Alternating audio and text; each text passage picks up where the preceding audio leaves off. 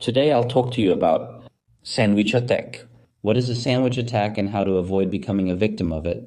As everyone knows, Mimi platform has been quite popular lately, and many friends are trading Mimi tokens on it. When you are trading Mimi tokens, there's a high chance you might encounter a sandwich attack. So, what is a sandwich attack? We all know that when you initiate a transaction on the blockchain, your transaction first gets broadcasted through a wallet, like Xiaohongli, to the entire blockchain network. So, who can hear or see transactions in the memory pool?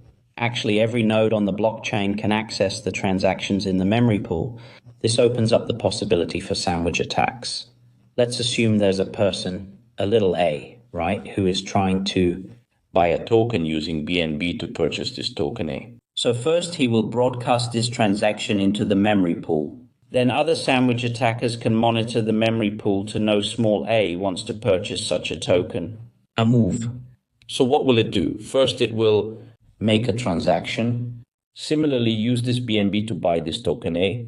Then it will proceed to buy yet again, initiate another complex transaction, and finally sell this token A quickly in order to get BNB in return.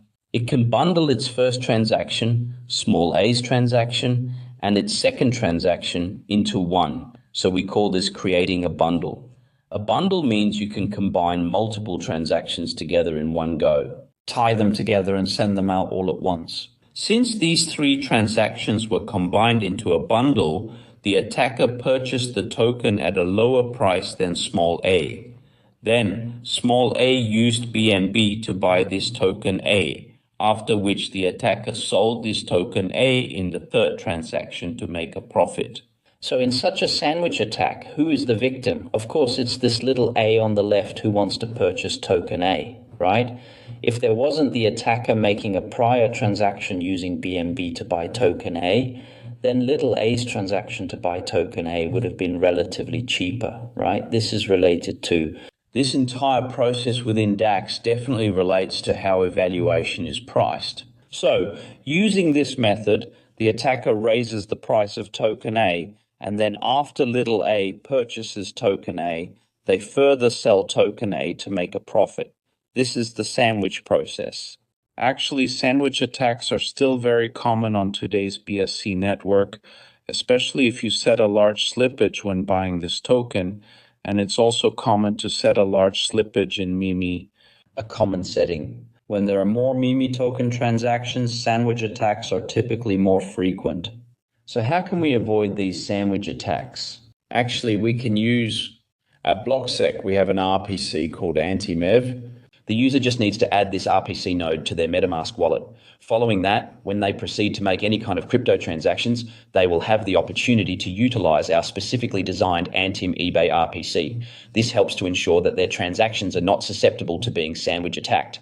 The rationale behind utilizing this specific RPC node is centered on the idea that in a sandwich attack, for a transaction to be susceptible, a prerequisite is that it is broadcast to the mempool before being confirmed on the blockchain. Because it is broadcast to the mempool, a transaction can be listened to by other public entities.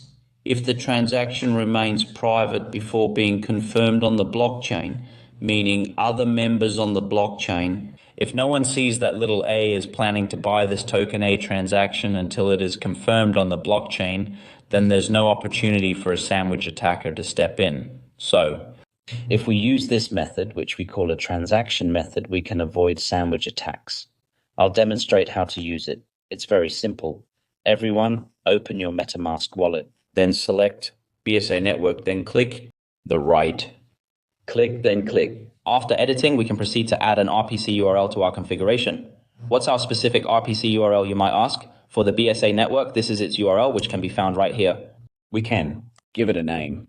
So now we've added the RPC. Once it's added, we need to confirm which RPC we are using, right? We can see that we are using, the default is NTM1V RPC. Once you add the RPC set up in a careful way by following the correct steps, you can confidently use your original MetaMask wallet to conduct various transactions like swapping tokens, sending funds, or interacting with dApps, thereby avoiding becoming an unfortunate victim of a sandwich attack in the crypto world. That's all for today's sharing.